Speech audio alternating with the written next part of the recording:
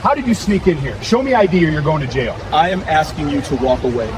You are making a mistake and it will cost you a lot. That's it. Stand up. You are under arrest for trespassing. I'm a federal agent and you just ended the career you've worked for all your life. There is a saying that assuming things about people is the most expensive mistake a person can make. But for one police officer named Jim Anderson, that mistake did not just cost him his pride. It cost the taxpayers a staggering $12,400,000. Imagine working your whole life to build a career only to lose it all in less than 10 minutes because you judged a book by its cover and decided to harass a man who was actually much more powerful than you realized. This is the story of how a simple afternoon swim turned into a massive legal battle that exposed the dark reality of how some officers treat innocent people when they think nobody is watching. Before we dive into this incredible story, I want to know where my squad is watching from today. So please drop your city or country in the comment section right now because I love seeing how far these stories travel. It was one of those days where the sun felt like it was resting right on your shoulders and the air was so thick and hot that it was hard to breathe. Collins had been working very hard for months without a break, and he finally decided that he deserved a weekend of peace and quiet at a luxury hotel. He was not wearing his suit or his badge because today he was not Special Agent Collins of the FBI. He was just a regular man looking for some relaxation. He drove his car into the parking lot of the hotel, which was known for being very exclusive and expensive. The hotel was huge and beautiful with tall white pillars and glass windows that shined in the sun. He grabbed his small bag and walked toward the entrance while wiping sweat from his forehead because the heat was truly unbearable. Collins walked into the lobby and felt the cool air conditioning hit his face, which was a massive relief after being outside in the burning heat. He walked up to the front desk and checked into his room, but as he was waiting for the key, he looked out the big glass windows and saw the swimming pool. The water looked so blue and clear that he decided he would not even go to his room first. He wanted to jump in that water right away to cool down his body temperature. He took his key card from the receptionist and walked straight toward the changing rooms near the pool area to put on his swim trunks. He was minding his own business and bothering absolutely nobody. While Collins was getting ready to enjoy his hard-earned break, Officer Jim Anderson was patrolling the area near the pool. Jim Anderson was a police officer who was working a security detail at the hotel to make extra money. He was standing in the shade wearing his uniform and sunglasses, watching the people in the pool area like a hawk. The hotel was very fancy, and most of the people there were wealthy tourists or business people in expensive clothes. Jim Anderson took his job very seriously, but the problem was that he often saw trouble where there was no trouble at all. He liked to believe that he could tell who belonged there and who did not just by looking at them. When Collins walked out of the changing room and toward the empty lounge chair near the deep end of the pool, Jim Anderson's eyes immediately locked onto him. Collins was a tall and fit black man walking with confidence, but he was not wearing expensive jewelry or flashy clothes. He was just wearing simple swim trunks and holding a towel. To Officer Anderson, something about Collins did not look right, even though Collins had done absolutely nothing wrong.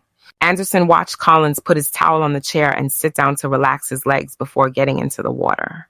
Instead of looking away and letting the guest enjoy his day, Anderson started to walk slowly toward him. Collins closed his eyes and tilted his head back to feel the sun on his face, finally feeling the stress of his job leaving his body. He did not notice the officer approaching him because he was in his own world of peace, but that peace was about to be shattered in a very rude way. He felt a shadow block the sun from his face, and when he opened his eyes, he saw a police officer standing right over him with a very serious look on his face.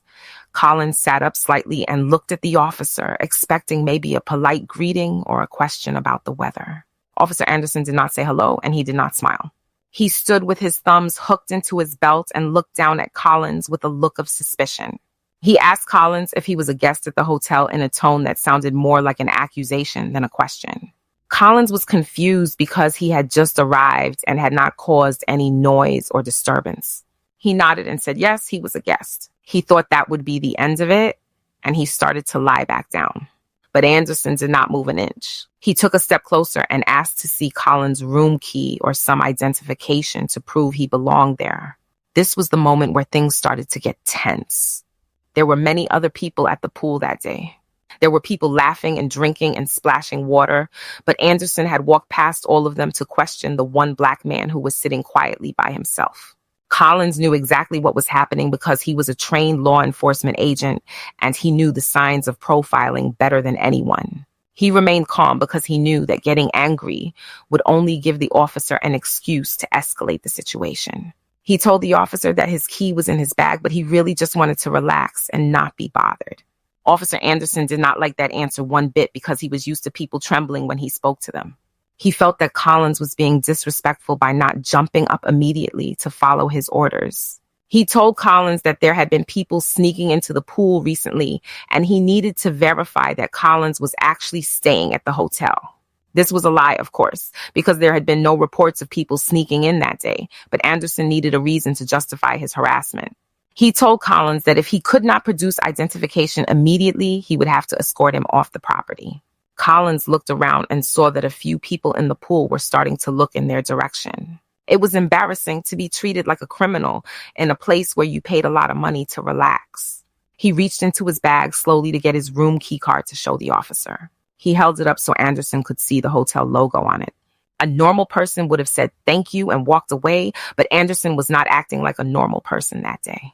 He looked at the key card and then looked back at Collins and said that a key card proves nothing because he could have found it on the floor or stolen it from someone else. It seemed that no matter what proof Collins offered, the officer had already decided in his mind that Collins was guilty of something.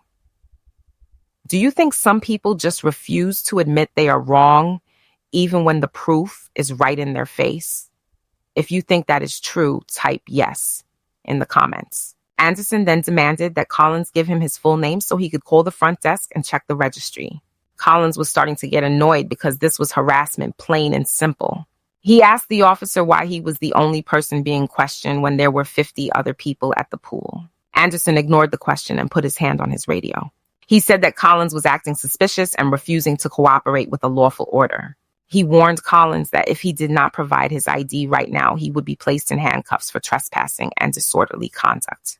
The situation was becoming very dangerous because Collins knew that if he reached into his bag again, the officer might react violently. He kept his hands visible and spoke in a very low and steady voice. He told the officer that he was making a very big mistake and that he should really walk away before he did something he would regret. This warning only made Anderson angrier because his ego was being bruised. He felt that Collins was challenging his authority in front of everyone. He unclipped the retention strap on his holster, not drawing his weapon, but making it clear that he was ready to use force if necessary. The hotel security camera was positioned on a pole right above the pool area, and it was recording everything in high-definition video and audio. This camera would later become the most important piece of evidence in the entire case. It captured the aggressive way Anderson was standing and the calm way Collins was sitting. It recorded the loud voice of the officer and the polite responses from the FBI agent. It showed that Collins was not being aggressive or loud or dangerous in any way. Anderson stepped even closer until his boots were almost touching the lounge chair. He told Collins to stand up and turn around because he was going to detain him until he could figure out who he really was.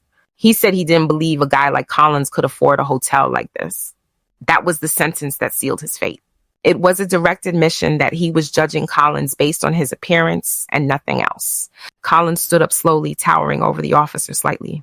He did not turn around to be handcuffed. Instead, he looked Anderson directly in the eyes. Collins told him one more time that he was a federal agent and that he was staying at the hotel. Anderson laughed out loud. He actually laughed. He said that was the oldest lie in the book and that everyone who gets caught claims they are someone important. He reached out and grabbed Collins by the arm to force him to turn around. This was a physical assault on a federal agent, although Anderson did not know it yet. Collins did not fight back physically because he knew the camera was rolling. He pulled his arm away firmly and told the officer to take his hands off him. The commotion had now attracted the attention of the hotel manager, who came running out of the glass doors. The manager saw the uniformed officer yelling at a guest and looked terrified. He ran over and asked what was going on. Anderson shouted that he had caught an intruder who was refusing to identify himself and resisting arrest. He told the manager to call for backup because he was going to take this guy to jail. The manager looked at Collins and recognized him immediately because he had checked him in only 20 minutes ago. The manager tried to explain to Anderson that Collins was a guest, but Anderson was so caught up in his rage that he would not listen. He told the manager to step back and let him do his police work. He was completely out of control. He pulled out his handcuffs and tried to grab Collins again. Collins realized that talking was not working. He finally decided it was time to end this charade. He told the manager to call the chief of police immediately. Anderson paused for a second, confused by the confidence in Collins's voice. Collins then slowly reached into his small bag while narrating his actions so the officer would not shoot him. He pulled out his leather wallet and flipped it open. The gold badge of the Federal Bureau of Investigation sparkled in the bright sunlight. He held it right in front of Anderson's face. The silence that followed was heavy and instant. Anderson stared at the badge. He looked at the picture on the ID card next to it. He looked back at Collins. His face went from bright red to pale white in a split second. Anderson took a step back, his hands shaking slightly. He tried to speak, but the words got stuck in his throat. He had just assaulted, harassed, and threatened to arrest a federal agent who outranked him in every possible way. Collins did not yell. He did not scream. He simply put his badge away and asked the officer for his badge number and his supervisor's name. Anderson started to stutter, trying to apologize, saying he was just doing his job and trying to keep the hotel safe. He said he didn't know who Collins was. Collins looked at him and said that was exactly the point. It shouldn't matter who he was. He deserved to be treated with respect whether he was an FBI agent or a janitor. He told Anderson that he had violated his civil rights and that he would be filing a formal complaint. The manager was apologizing profusely, offering Collins free meals and a better room, but Collins was not interested in freebies. He was interested in justice. Anderson was asked to leave the premises immediately by the manager. He walked away with his head down, knowing that his life had just changed forever. But he probably did not realize just how bad it was going to get. Collins was not the type of man to let this slide. He knew that if Anderson did this to an FBI agent, he was definitely doing it to regular people who did not have the power to fight back. Collins felt a duty to ensure this officer never wore a badge again. The next morning, Collins went to the police station, but not to work. He went there to file a report. He met with the chief of police and showed him the video footage from the hotel, which the manager had provided. The chief was horrified. He saw his officer harassing a peaceful man, using racist language about sneaking in and physically grabbing a federal agent. There was no defense for it. The investigation was launched immediately. Jim Anderson was placed on unpaid leave while the investigation took place.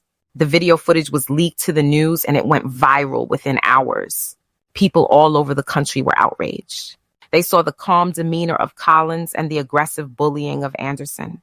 They saw the moment the badge was revealed and the look of fear on Anderson's face. It became a national topic of conversation about how police interact with minority communities. The internal investigation was quick because the video evidence was undeniable. Jim Anderson was fired from the police force for misconduct, profiling, and violation of civil rights. He lost his salary, his pension, and his reputation. But the story did not end there. Collins decided to sue the city and the police department for the violation of his Fourth Amendment rights and for the emotional distress caused by the incident. The lawsuit dragged on for months. The city lawyers tried to argue that Anderson was just doing his job and made an honest mistake, but the video proved otherwise. The video showed that Anderson had no probable cause to approach Collins.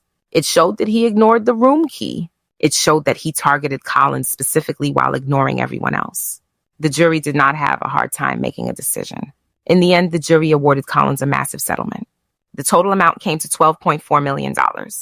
This money came from the taxpayers of the city, which made the citizens even more angry at the police department for allowing officers like Anderson to remain on the force for so long.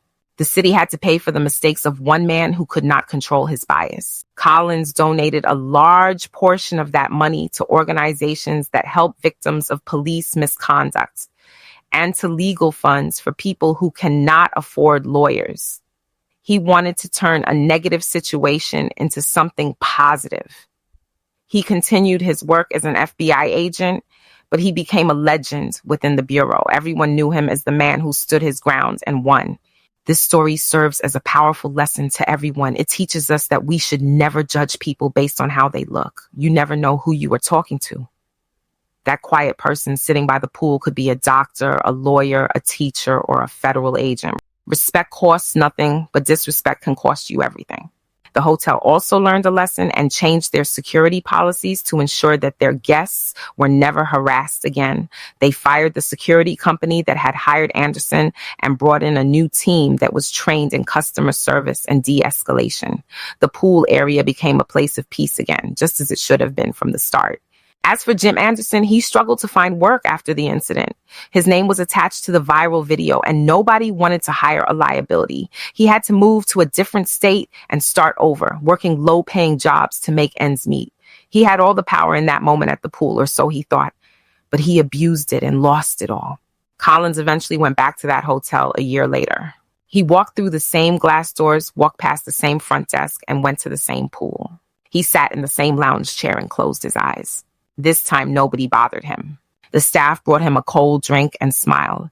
He watched the water ripple in the wind and felt a sense of closure. He had fought a battle not just for himself, but for everyone who had ever been unfairly targeted. The security camera was still there on the pole, watching silently. It was a reminder that the truth always comes out eventually. In the modern world, someone is always watching, and actions have consequences. The legal battle also brought about changes in the local police department. The chief implemented mandatory training for all officers on implicit bias and community interaction. They started a program to review body cam footage more strictly to catch bad behavior before it turned into a multi-million-dollar lawsuit. The $12.4 million judgment was a wake-up call that they could not ignore. It forced them to look in the mirror and clean up their act. It is interesting to think about how different things would have been if Officer Anderson had just smiled and said hello. If he had treated Collins like a human being instead of a suspect, he would still have his job. He would still have his pension. The city would still have its millions. One small moment of kindness could have saved everyone a lot of pain. But hate is a heavy burden to carry, and in this case, it crushed the man carrying it. Collins often speaks to young agents now about the importance of staying calm under pressure. He uses his own experience at the pool as a case study. He tells them that the most powerful weapon they have is not their gun or their badge, but their composure. By not reacting with violence, he maintained the moral high ground and allowed the evidence to speak for itself. He showed that true strength is not about being loud or aggressive, but about knowing who you are and standing firm in your rights. The heat of that day has long since faded, but the impact of what happened remains. It is a story that is told in law schools and police academies across the country. It is a warning to those who abuse power and a beacon of hope for those who seek justice. So the next time you see someone sitting quietly and minding their own business, remember the story of Collins and Anderson. Remember that appearances can be deceiving. Remember that everyone deserves respect. And remember that treating people with dignity is not just the right thing to do, it is also the smartest thing to do. You never know when you might be talking to someone who can change your life, for better or for worse.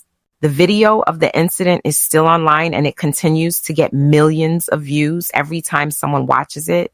They see the exact moment when arrogance met reality. They see the moment when the balance of power shifted. And they are reminded that justice, although sometimes slow, is a force that cannot be stopped when the truth is on your side. Collins continued to serve his country for many years, solving crimes and protecting the innocent. He never let the money or the fame change him. He remained the same humble, hardworking man he always was. He just had a slightly better story to tell at parties, and whenever he went swimming, he always made sure to keep his badge close by, just in case. The taxpayers of the city were not happy about the payout, but many of them agreed that it was necessary to send a message. They demanded better from their public servants, and they got it. The price was high, but the change was priceless. In a world that is often divided, stories like this remind us that the truth is the great equalizer. It cuts through the lies and the prejudice and lays everything bare. Collins didn't need to shout to be heard. His actions spoke louder than any words could. And in the end, the silence of the officer as he stared at that badge was the loudest sound of all.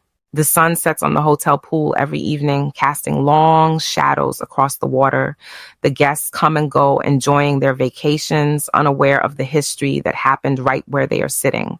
But the record remains. A record of a hot day, a cool pool, and a confrontation that proved that justice is blind, even if some people are not. This story is a testament to the fact that no one is above the law, not even those who enforce it. It is a reminder to always carry yourself with dignity, no matter how others treat you. Collins walked into that hotel as a guest, was treated like a criminal, and walked out a hero. Anderson walked in as an authority figure, acted like a bully, and walked out with nothing. Life has a funny way of balancing things out. As we come to the end of this story, I want you to think about how you would have reacted if you were in Collins' shoes. Would you have stayed calm? It is not easy to do.